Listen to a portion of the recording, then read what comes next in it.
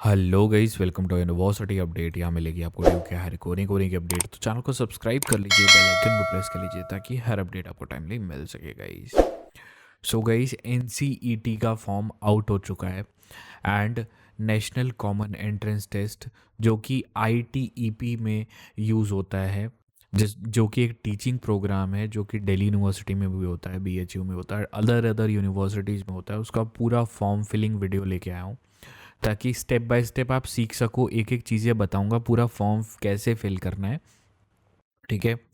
आपको पता चल जाएगा और एक एक चीज़ें आपको समझ में आ जाएगी कि कैसे फॉर्म फिलिंग करनी है। तो ध्यान से देखना वीडियो को, इस वीडियो को ज़रा भी स्किप मत करना ताकि आपको कंप्लीट इन्फॉर्मेशन मिल सके। तो गाइज़, आपका ज़्यादा टाइम ना लेते हुए सीधा हम वीडियो पे चलते हैं।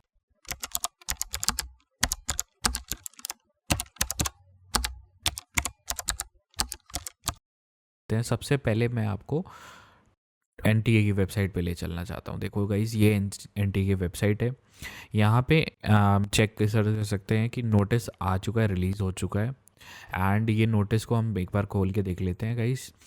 सो गाइज़, ये नोटिस है आपकी 20 फेब से लेकर 16 मार्च तक फॉर्म ऑनलाइन आप अप्लाई कर सकते हो। कैसे अप्लाई करना है वो अभी बताता हूँ आगे वीडियो में, ठीक है। पूरा डिटेल में बताऊँगा। और आप इसमें 16 मार्च तक फुल पेमेंट कर देनी है आपको। और करेक्शन अगर आपको करनी है तो 18 मार्च से 19 मार्च आपकी करेक्शन आएगी, इसमें कोई करेक्शन करनी हो। और एडमिट कार्ड और वो सब और देख लेना। और 29 अप्रैल को इसका एग्ज़ाम है। तो अब गाइस, हमें करना क्या है कि इसके मतलब लाइक फर्दर और भी क्या चीज़ें हैं वो भी बता देता हूँ इसमें। देखो गाइस, इसमें ये 3 सेक्शंस है, ठीक है, पेपर के। और लैंग्वेज और ये सारी चीज़ें देख लो, ठीक है। और यहाँ पे इसकी पीडीएफ की लिंक मैं डिस्क्रिप्शन में दे दूँगा और कमेंट सेक्शन में भी दे दूँगा ताकि आप डाउनलोड करके पूरा पढ़ लेना इसको। 12th के बेसिस पे एग्ज़ाम होगा। सिलेबस इसको कहाँ से डाउनलोड करना है वो भी बता देता हूँ आपका, इसका सिलेबस कैसे होगा।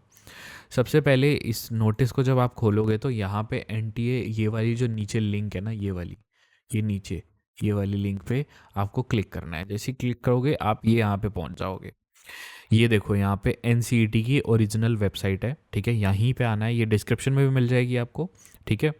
और क्या नाम है, यहाँ पे आपको जैसे ही आओगे तो सिलेबस भी यहाँ से डाउनलोड कर सकते हो। देखो यहाँ पे क्लिक कर दो, ये सिलेबस खुल गया सारे सब्जेक्ट्स का जो भी इसमें इन्वॉल्व है, देख सकते हो सारे सब्जेक्ट्स हैं, ठीक है। सिलेबस आपको यहाँ से मिल जाएगा। और बाकी अब रजिस्ट्रेशन कैसे करना है वो बता देता हूँ। देखो गाइज, ये click here to log in and register पे क्लिक कर देना है यहाँ पे। जैसे ही आप इस पर क्लिक करोगे आप पोर्टल पे जाओगे, ये वाले पे। अब आपकी रजिस्ट्रेशन यहाँ से स्टार्ट हो जाएगी। ध्यान से देखना, वीडियो को समझना। इसमें 2 सेक्शन बने हैं, एक राइट साइड में एक लेफ्ट साइड में। तो अभी आपने कोई रजिस्ट्रेशन राइट साइड में नहीं करनी, यहाँ पे कुछ भी नहीं डालना। यहाँ पे आपको न्यू कैंडिडेट रजिस्टर हेयर पे क्लिक करना है। ये देखो यहाँ पे, जैसे ही आप यहाँ पे क्लिक करोगे आपके सामने ये पोर्टल खुल के आएगा, ठीक है। एनसीईटी का पूरा ब्रोशर, इसको आप डाउनलोड करके पूरा बुलेटिन पढ़ भी सकते हो, चाहो तो आप पढ़ लेना। और इसमें जो चीज़ें हैं वो बता देता हूँ। जनरल के लिए 1200 फीस है, और ओबीसी एनसीएल और जनरल ईडब्ल्यूएस के लिए 1000, और एससी एसटी थर्ड जेंडर या पीडब्ल्यूबीडी के लिए 650 रुपये, ठीक है। ये सारी चीज़ें। अब इसमें सारी डिटेल ब्ला ब्ला ब्ला ब्ला दी है, कुछ कागज़ पत्र दिए हुए हैं, वो पढ़ लेना भाई। और पासवर्ड और जैसे ही पढ़ लो तो यहाँ नीचे यहाँ पे सेलेक्ट कर लेना येस और क्लिक हेयर टू प्रोसीड पे क्लिक कर देना। जैसे ही यहाँ पे क्लिक करोगे आपके सामने, अब आपके सामने यहाँ पे लॉगिन पोर्टल के लिए आपके क्रेडेंशियल मांगेगा। आपके जो, अगर आपके पास आधार कार्ड है तो आधार कार्ड से नीचे यहाँ पे लिख के आधार कार्ड नंबर जनरेट ओटीपी करके आप लॉगिन कर सकते हो। अब अगर मान लो आपके पास कुछ भी नहीं है इनमें से, तो यहाँ पे नीचे गवर्नमेंट आईडी, मान लो कुछ और आईडी है आपके पास, ड्राइविंग लाइसेंस है, तो कौन सा आपके पास अदर आइडेंटिफिकेशन प्रूफ, मतलब आपके पास कौन सा है, वो क्या नाम है उस आईडी का। मान लो फॉर डीएल है तो ड्राइविंग लाइसेंस लिख के नीचे उसका नंबर लिख देना, ठीक है। यहाँ पे उसका नंबर लिख देना नीचे की साइड। और जैसे ही आप नंबर लिखोगे और सारी चीज़ें कर दोगे तो यहाँ पे क्लिक हेयर टू प्रोसीड पे क्लिक करके आपके सामने फर्दर डिटेल्स खुल जाएगी। अब देखो यहाँ पे ये खुल जाएगा, ठीक है। अब आपको यहाँ पे क्या करना है, ये ऊपर 2 सेक्शन ये वाला और ये वाला तो पहले से ही लिखा होगा, ठीक है, बिकॉज यहाँ पे टाइप आ जाएगा, डीएल नंबर मान लो डाला था या आइडेंटिफिकेशन, तो उससे नंबर आ जाएगा। अब गाइज यहाँ कैंडिडेट नेम, अब कैंडिडेट नेम में आपको अपना नाम लिखना है, जो कि 10th के सर्टिफिकेट में मार्कशीट जो होती है ना 10th की आपकी, उसमें नाम लिखा होता है ना आपका, उसी मार्कशीट के हिसाब से यहाँ पे नाम लिखना अपना, उसी मार्कशीट के हिसाब से पापा का नाम लिखना, उसी मार्कशीट के हिसाब से मम्मी का नाम लिखना, और उसी मार्कशीट के हिसाब से डेट ऑफ बर्थ डालना।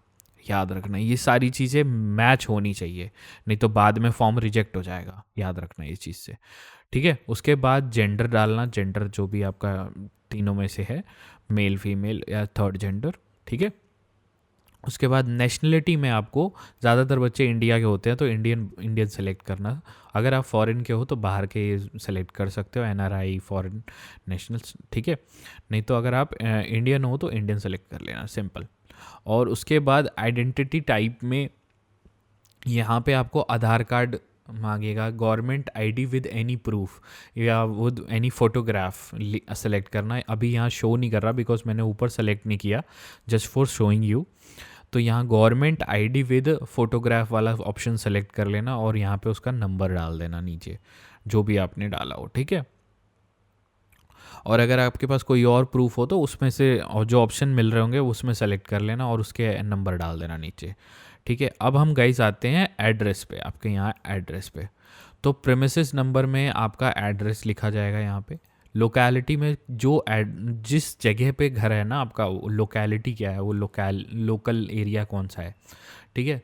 तो उसके बाद सब लोकेलिटी, वो लोकल एरिया के एक और सब लोकेलिटी होगा तो उसकी सब लोकेलिटी लिख देना। उसके बाद ये ऑप्शनल है, सब लोकेलिटी आप चाहो तो ना लिखो, कोई दिक्कत नहीं है। फिर कंट्री सेलेक्ट करना, कंट्री में इंडिया सेलेक्ट करना, आप अगर इंडिया से हो तो, बाहर से हो तो बाहर से सेलेक्ट कर सकते हो, बट ज़्यादातर बच्चे इंडिया के ही होते हैं। तो उसके बाद स्टेट में आपको इंडिया के अंदर जितने भी स्टेट्स में जो सी, मान लो दिल्ली है तो दिल्ली सेलेक्ट कर लेना, यूपी है तो यूपी सेलेक्ट कर लेना, जो भी आपका स्टेट है वो सेलेक्ट करना। फिर डिस्ट्रिक्ट, आपके कौन से डिस्ट्रिक्ट में आते हो, और फिर आपके एरिया का पिन कोड। गाइस ये हमारा टेलीग्राम ग्रुप है, दिल्ली यूनिवर्सिटी REGNSOL, ये हमारा यूनिवर्सिटी अपडेट्स का ऑफिशियल ग्रुप है, आप इसको ज्वाइन कर सकते हो, ठीक है। यहाँ पे एडमिशन से रिलेटेड सारी इन्फॉर्मेशन आपको टाइमली मिलती रहेगी और आपका कोई भी चीज़ मिस नहीं होगा। इसको ज्वाइन करने के लिए आपको टेलीग्राम ओपन करना है, टेलीग्राम में लिखना सिर्फ दिल्ली यूनिवर्सिटी और सबसे पहला ये जो लिखा हुआ है ये ग्रुप आ जाएगा आपको, और इसको ज्वाइन कर लेना। यहाँ इसकी लिंक भी डिस्क्रिप्शन में भी आपको मिल जाएगी, वहाँ से भी आप ज्वाइन कर सकते हो। कोड जहाँ पे आप रहते हो वहाँ का पिन कोड, और फिर गाइस एक वर्किंग ईमेल एड्रेस डालनी होगी आपको यहाँ पे, ईमेल एड्रेस जिस पे OTP आएगा। याद रखना ये वही ईमेल होना चाहिए जो आपका OTP आना चाहिए जिस पे। उसके बाद सेम ईमेल को ऊपर वाली जो डाली थी उसी को कंफर्म कर देना, और फिर यहाँ मोबाइल नंबर में इंडिया सेलेक्ट किया होगा तो +91 यहाँ पे ऑप्शन में आएगा, ठीक है। उस +91 को सेलेक्ट करके यहाँ पे अपना mobile number, working mobile number, क्योंकि OTP वेरिफिकेशन होगा एंड में, फॉर्म के एंड में, तो वो कर लेना। तो वो नंबर डाल के और नीचे उस नंबर को दोबारा डाल देना। अल्टरनेटिव मोबाइल नंबर डालने की ज़रूरत नहीं है, अगर आपको पास एक और नंबर है डुअल सिम है तो डाल देना, कोई दिक्कत नहीं है, ठीक है। फिर परमानेंट एड्रेस, पहले तो प्रेजेंट एड्रेस पूछा है यहाँ पे हमारे से, ठीक है। परमानेंट, अगर आपका परमानेंट और प्रेजेंट एड्रेस सेम है तो यहाँ पे इस बॉक्स को सेलेक्ट कर देना, यहाँ टिक मार देना। अभी टिक नहीं हो रहा क्योंकि ऊपर डिटेल्स नहीं लिखे हैं मैंने, तो यहाँ पे टिक कर देना और वो ऑटोमेटिकली सारा कॉपी हो जाएगा नीचे, ठीक है, ये कर देना। उसके बाद चूज़ पासवर्ड करना है, ठीक है। उसके बाद पासवर्ड बनाना है। एक चीज़ और बता देता हूँ गाइस, यहाँ पे परमानेंट एड्रेस अगर आपका अलग है, अगर आप मान लो बिहार में रहते हो और अभी आप कहीं और रह रहे हो प्रेजेंट में, तो ऐसे भी कर सकते हो, ऊपर वाला एड्रेस अलग डाल देना, नीचे वाला अलग डाल देना, ये मत सेलेक्ट करना, फिर ये बात याद रखना, ठीक है। उसके बाद चूज़ पासवर्ड बनाना है, पासवर्ड बनाना आता होगा, पासवर्ड बना लेना आईडी का, और सिक्योरिटी पिन क्वेश्चन यहाँ पे से सेलेक्ट कर लेना, और फिर उसका आंसर भी लिख देना, और फिर ये कोड डाल के सबमिट पे क्लिक कर देना। जैसे ही आप सबमिट पे क्लिक करोगे आपके सामने ऐसे वो पूरा एक बार फॉर्म आपको रिव्यू कराएगा कि रिव्यू कर लो और ये सारे सेक्शंस को यस कर देना, टिक कर देना, जैसे ये है ना ऐसे टिक कर देना, सारे सेक्शन टिक कर लेना, ग्रीन हो जाएंगे सारे के सारे, और ये आई एग्री पे क्लिक करके और अगर आपकी कोई गलती होगी, फॉर्म में कोई गलती पकड़ी गई, तो यहाँ पे एडिट कर लेना दोबारा से, और अगर नहीं तो फिर यहाँ पे सबमिट एंड सेंड OTP पे क्लिक कर देना। जैसे ही आप इस पर क्लिक करोगे आपका OTP चला जाएगा, ओके पे जाएगा, ओके पे क्लिक कर देना और OTP जाएगा, यहाँ ईमेल में डाल देना OTP। जो ईमेल आईडी होगी ना उसी पे OTP जाएगा, जो ईमेल आईडी आपने डाली थी ना अभी, उसी OTP को डालना है। ईमेल आईडी चेक करना, वहाँ OTP आएगा, उसी में डाल के और ये सिक्योरिटी पिन डाल के वेरीफाई कर देना। जैसे ही वेरीफाई कर दोगे आपके सामने ऐसा लिखा आएगा कि your registration has been verified, application number has been Saint your email number. तो अब आपका जो एप्लीकेशन नंबर होगा वो आपके ईमेल पे ही जाएगा, याद रखना, वो ईमेल पे ही सेंड करेंगे ये लोग। तो अब आपके सामने आपको अपना ईमेल खोल लेना, ईमेल खोल लेना, वहाँ पे एप्लीकेशन नंबर आया होगा, ये एप्लीकेशन नंबर आपको ईमेल के थ्रू आ जाएगा। तो ईमेल के थोड़ा, अगर किसी का ना आए तो थोड़ी देर रुक जाना, वो आ जाएगा, ईमेल अपडेट हो जाएगा। ठीक है, वो एप्लीकेशन नंबर डालना, पासवर्ड जो आपने क्रिएट किया था वो डालना, ठीक है, और यहाँ पे सिक्योरिटी पिन नीचे वाला डाल के लॉगिन कर लेना। अब दोबारा से आपको लॉगिन करना है, याद रखना, पहले हमने न्यू रजिस्ट्रेशन किया, फिर अब हमें यहाँ लॉगिन करना है। लॉगिन जैसे ही करोगे वो एक बार फिर से OTP वेरिफिकेशन पे ले जाएगा आपको। वो इनका रूल है कि भाई OTP वेरिफिकेशन 2 बार करने का है, तो ओके कर देना भाई। यहाँ पे ईमेल पे दोबारा जाना, ईमेल पे, और फिर आपको ईमेल का OTP डाल के ये सिक्योरिटी पिन डाल के वेरीफाई पे क्लिक कर देना। जैसे ही आप वेरीफाई पे क्लिक कर दोगे आप फाइनली लिखा आएगा OTP वेरिफिकेशन सक्सेसफुल। ठीक है, ये आ गया।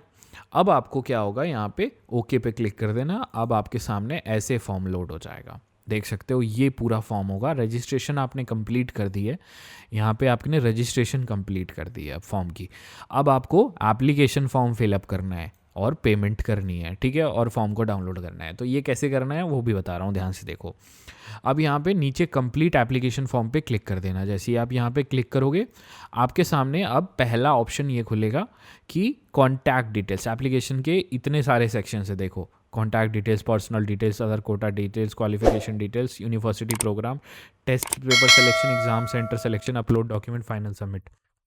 अभी बहुत लंबा फॉर्म है, ठीक है, तो ये कर देना। उसके बाद यहाँ पे सारी डिटेल, आपकी पर्सनल डिटेल्स पहले से एंटर हो के आएंगी, उसमें आपको कोई छेड़छाड़ नहीं करनी।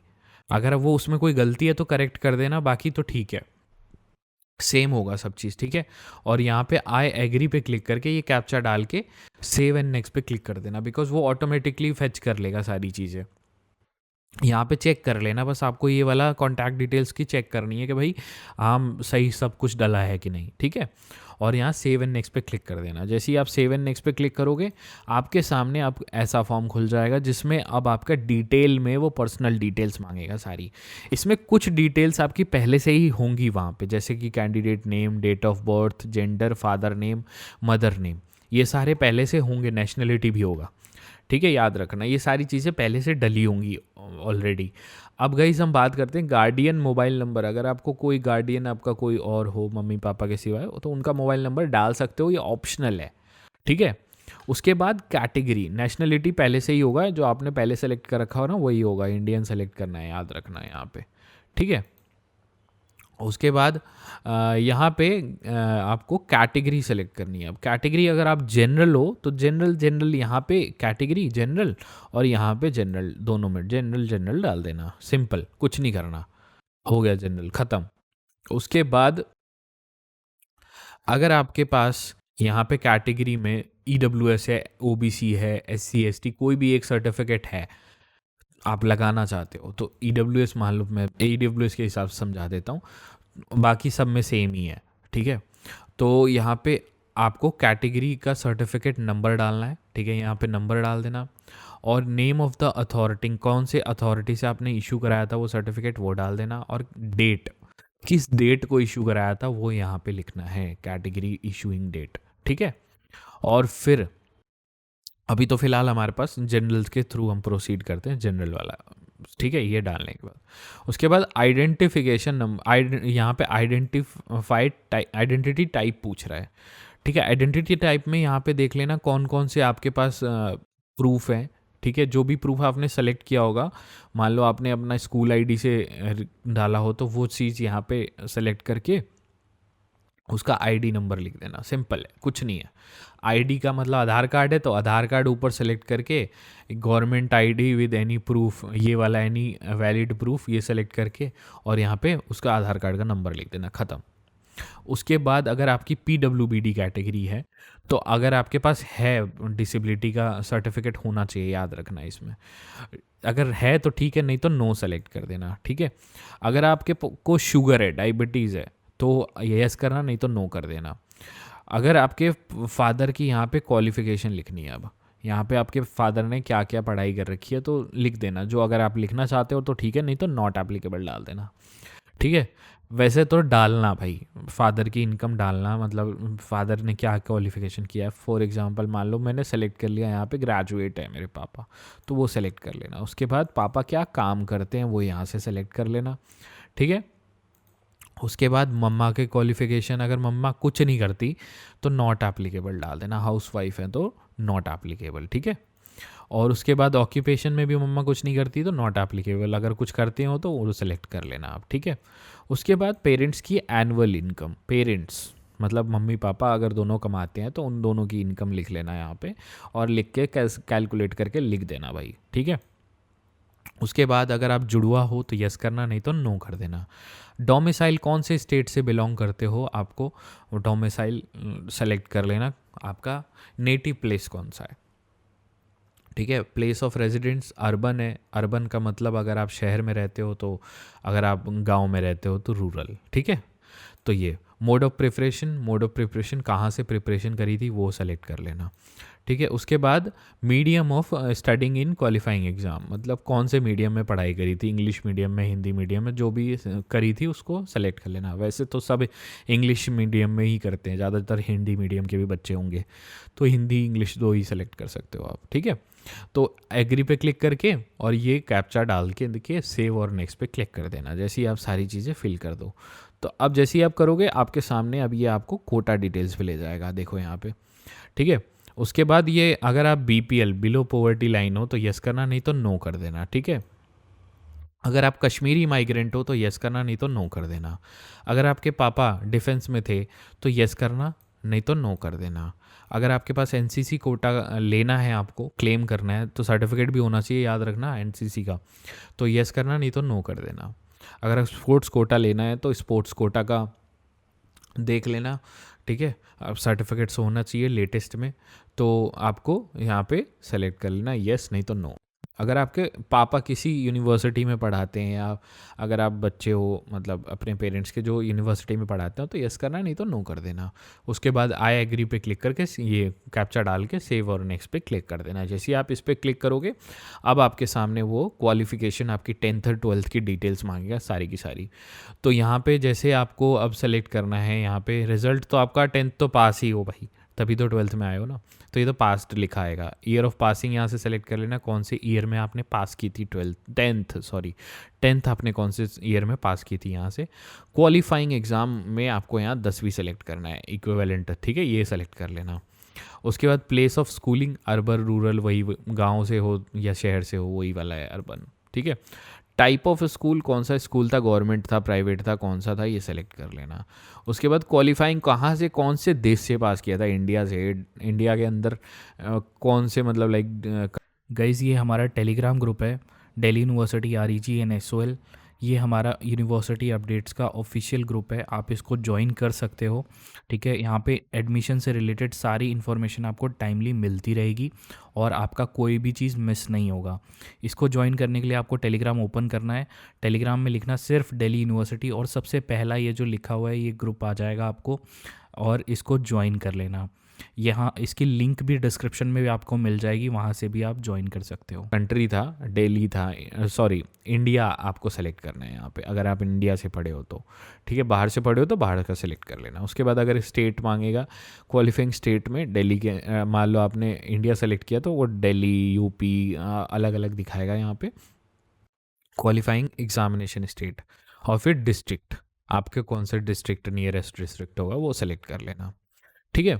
उसके बाद बोर्ड नेम, बोर्ड नेम मतलब क्या होता है कि यहाँ पे आप CBSE बोर्ड से हो, कौन से बोर्ड से, हरियाणा बोर्ड से हो, यूपी बोर्ड से हो, कहाँ से आपने 10th पास की थी वो स्कूल का नाम लिख देना यहाँ पे, ठीक है, स्कूल का पिन कोड लिख देना, और अपना 10th का रोल नंबर एक मिलता है बोर्ड का, वो लिखना है यहाँ पे।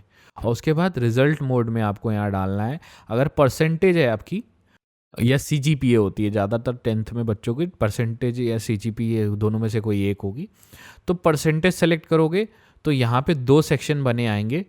मैं दिखाता हूँ, एक बार रुक जाओ। परसेंटेज सेलेक्ट करने पे यहाँ पे दो section, total marks, obtain marks और परसेंटेज, वो ऑटोमेटिकली निकाल लेगा। अगर आप सीजीपीए सेलेक्ट करोगे तो ग्रेड पॉइंट और मैक्स 10 होती है, और सीजीपीए से और परसेंटेज वो ऑटोमेटिकली कैलकुलेट कर देगा। तो दोनों में से जो भी आपको करना हो वो कर देना, ठीक है। उसके बाद 12th में अगर आप यहाँ पे देखो, पास्ट के लिए भी है ऑप्शन और अपीयरिंग के लिए भी है, ठीक है। आप अपीयरिंग में हो तो अपीयरिंग भी डाल सकते हो, ठीक है। और यहाँ पे फिर अपना ईयर ऑफ पासिंग में ये करंट ईयर डाल देना जो अभी चल रहा है। अगर अपीयरिंग डाला है पास्ट में तो पास्ट डाल देना, ठीक है।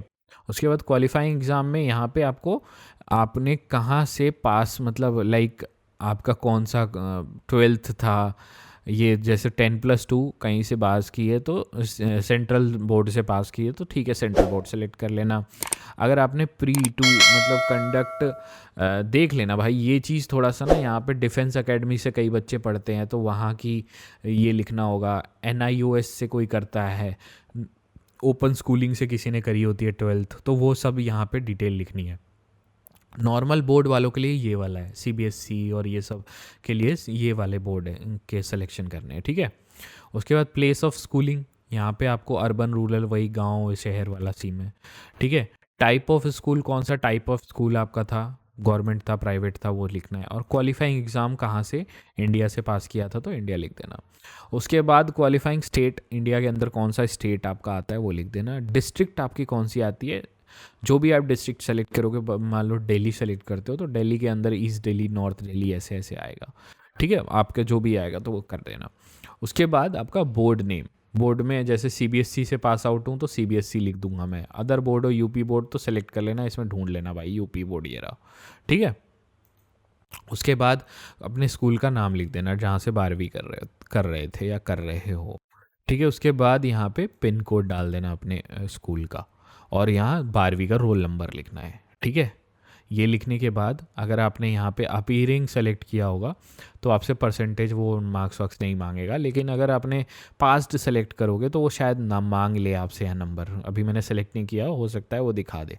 उसके बाद आई एग्री पे क्लिक करके ये कैप्चा डाल के सेव एंड नेक्स्ट पे क्लिक कर देना। सेव एंड नेक्स्ट पे क्लिक करते ही आपके सामने अब सेक्शन खुल जाएगा यूनिवर्सिटी प्रोग्राम सेलेक्ट करने का। देखो यहाँ पे अब प्रोग्राम सेलेक्ट करना है, मतलब कहाँ पे से आपको NCET का मतलब पास करने के बाद ITEP का एक फॉर्म होता है, वो कहाँ से सेलेक्ट करना है। फॉर एग्जांपल अब इसमें कई बच्चे दिल्ली यूनिवर्सिटी ढूंढेंगे, भाई दिल्ली यूनिवर्सिटी मिलेगा नहीं, ठीक है। तो भाई दिल्ली यूनिवर्सिटी देख लो, एक बार चेक कर लेते हैं भाई मिलेगा कि नहीं मिलेगा दिल्ली यूनिवर्सिटी, बिकॉज कुछ गिने चुने कॉलेज हैं कि दिल्ली यूनिवर्सिटी में होते हैं। अगर ना मिले ना, बाय चांस अगर कोई कॉलेज नहीं मिलता, बाकी तो वैसे तो ज़्यादातर कॉलेज मिल ही जाएंगे, लेकिन अगर कोई नहीं मिलता तो उनके फॉर्म्स अलग आते हैं, याद रखना, ठीक है। वैसे तो है, ये रहा दिल्ली यूनिवर्सिटी, ये रहा देखो, department of education, university of Delhi north campus, ये रहा, ठीक है। ये रहा, सारा चीज़ है इसमें, मिल जाएगा आपको, ठीक है। तो आपको सेलेक्ट कर लेना, ये ऐसे सेलेक्ट करना है यहाँ पे, ये सेलेक्ट किया हमने, और वो आगे फॉर्म ऐसे आपको ऐड कर देना है, ऐड पे क्लिक कर देना, ठीक है। ऐड पे क्लिक करने के बाद आपको सेव और नेक्स्ट पे नीचे क्लिक कर देना है, ठीक है। और यहाँ पे आपको अब नेक्स्ट पे प्रोसीड कर जाना है, ठीक है। तो अब क्या करना है, यहाँ पे देख सकते हो कि यहाँ पे आपके सामने यहाँ पे अब आपके टेस्ट पेपर सिलेक्शन आ गया, टेस्ट पेपर सेलेक्ट करने हैं अब आपको, ठीक है। अब टेस्ट पेपर कैसे सेलेक्ट करने हैं वो बता देता हूँ, देखो ध्यान से। पहले 2 पेपर तो मैंडेटरी होंगे, जो मैंडेटरी हैं, और उसके बाद आप यहाँ पे अपने ऑप्शन सेलेक्ट कर सकते हो जो भी आपके सब्जेक्ट हैं। 5 सब्जेक्ट सेलेक्ट करने हैं, ठीक है। ये सेलेक्ट करने के बाद डोमेन 3 सेलेक्ट करने हैं और लैंग्वेज 2 सेलेक्ट करनी है, ठीक है। ये करने के बाद एग्री पे क्लिक करके कैप्चा डाल के और सेव और नेक्स्ट पे क्लिक कर देना, ठीक है।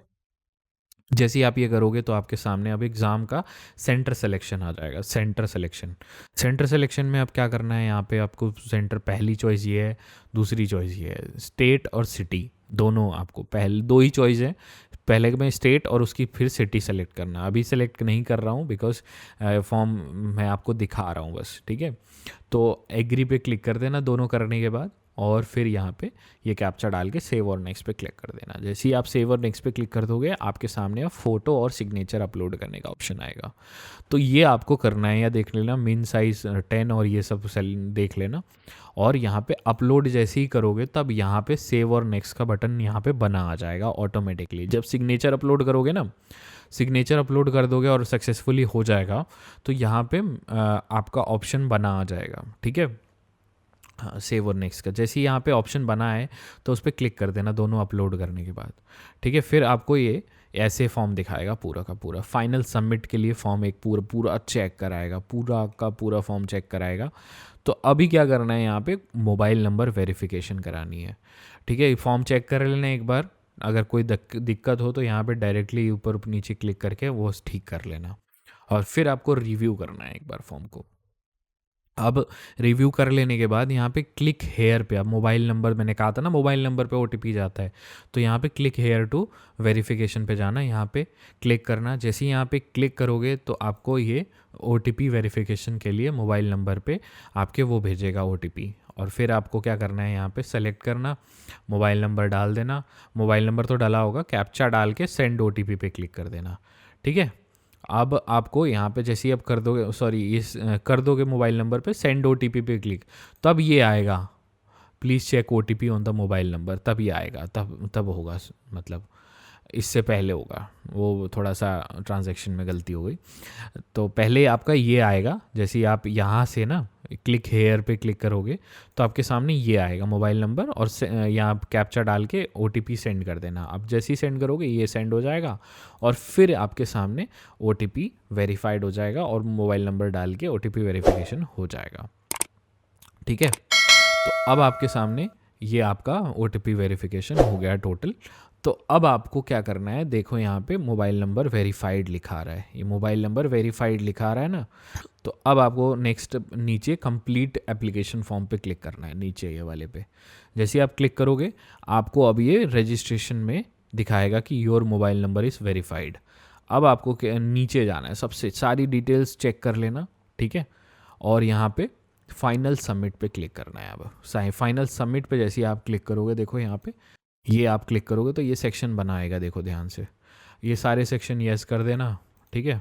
एग्री वेग्री अगर सब चीज़ सही है, ठीक है। ये करने के बाद फाइनल सबमिट करना। याद रखना फाइनल सबमिट करने के बाद कुछ भी चेंज नहीं कर पाओगे फॉर्म में, इसलिए पहले ही चेक कर लेना सारी चीज़ें। ये फाइनल सबमिट करने के बाद आपको टोटल यहाँ पे जाना है, और फिर आपका पेमेंट का सेक्शन खुल जाएगा। फाइनल सबमिट के बाद सीधा डायरेक्ट खोलेगा वो। यहाँ से मैंने पेमेंट करना है, अब आपको सिंपल लास्ट स्टेप रह गया, पेमेंट पे पे नाउ पे क्लिक कर देना। पे नाउ पे क्लिक करने के बाद आपके सामने ऐसे 3 ऑप्शन आएंगे। एसबीआई सबसे बेस्ट होता है, आप मेरे हिसाब से चलो तो भाई एसबीआई बेस्ट है। एसबीआई से पेमेंट करना, क्यूआर सेलेक्ट करना, और फिर आपकी पेमेंट हो जाएगी। जैसे ही आपकी पेमेंट हो जाएगी आपके सामने ऐसे तीनों चीज़ें कंप्लीट हो जाएंगी, फॉर्म कंप्लीटेड। नीचे एक डाउनलोड फॉर्म का ऑप्शन आ जाएगा, वो कर लेना आप, ठीक है। डाउनलोड फॉर्म करके आपका सक्सेसफुली फॉर्म कंप्लीट हो गया, ठीक है। गाइज़ ये हमारा टेलीग्राम ग्रुप है, दिल्ली यूनिवर्सिटी REGNSOL। ये हमारा यूनिवर्सिटी अपडेट्स का ऑफिशियल ग्रुप है, आप इसको ज्वाइन कर सकते हो, ठीक है। यहाँ पे एडमिशन से रिलेटेड सारी इन्फॉर्मेशन आपको टाइमली मिलती रहेगी, और आपका कोई भी चीज़ मिस नहीं होगा।